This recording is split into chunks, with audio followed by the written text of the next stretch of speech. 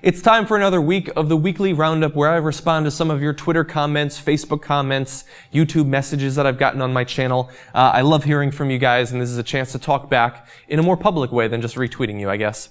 So the first is coming from Andrew. This is God Emperor Leto.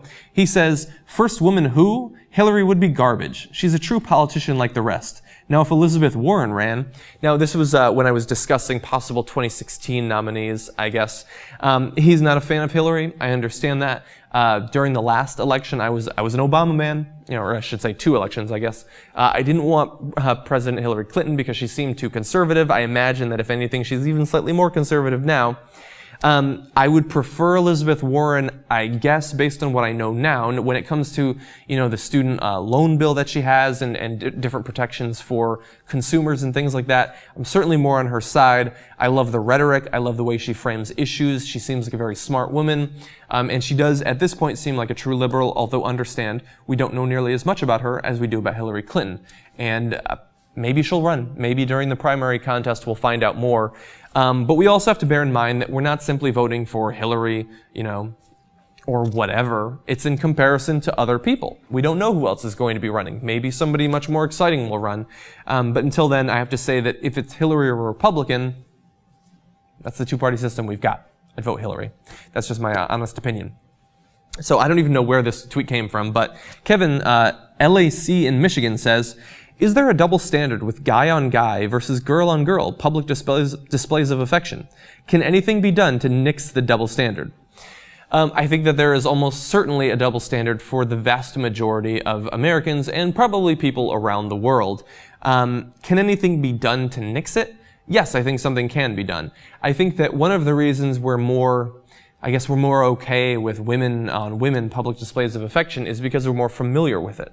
Certainly in pornography, but also at frat parties and things like that. I think also that lesbians feel more comfortable because of the social conditioning that they have to be more open about it. I think that almost naturally, both the male on male and female on female displays of affection will change over time. I think that as gay marriage is more and more legalized, we'll see it more. And that, I think, is the only thing stopping it from becoming more common. Anything is sort of jarring the first time you see it, but then you see it again and again and again, and eventually, I don't have to worry about that. I have to get to work. I can't put any more thought into it. It's the same thing with public nudity. The first time you see it, yeah, it's pretty shocking, but if you see it every day, at some point you don't care anymore, which is why I think, toplessness laws, I think they're perfectly fine for people to be topless because after a day or two you don't care. And on the converse, actually, one of our graphics guys went to Iran for an extended period of time, and after a couple of weeks he said, "Man, I'd see an ankle and I'd think, ooh, ankle." So these things are malleable, and while I don't like that there's a double standard, I do understand it, but I do think over time it could change. Next, this is a new Twitter account that started that kind of weirded me out a little bit. It's Love John Iadarola, with the name Love for J. Iadarola. "We are now taking applications to date J. Iadarola." And the description is that they're trying to find the right person for me. Now, I think that they're unlikely to have much of an effect on my dating life since they have 9 subscribers so far. But thank you very much for trying to help.